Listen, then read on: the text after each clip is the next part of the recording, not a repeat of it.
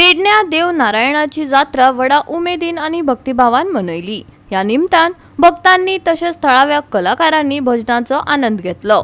पळयात काय भक्तिमय खीण।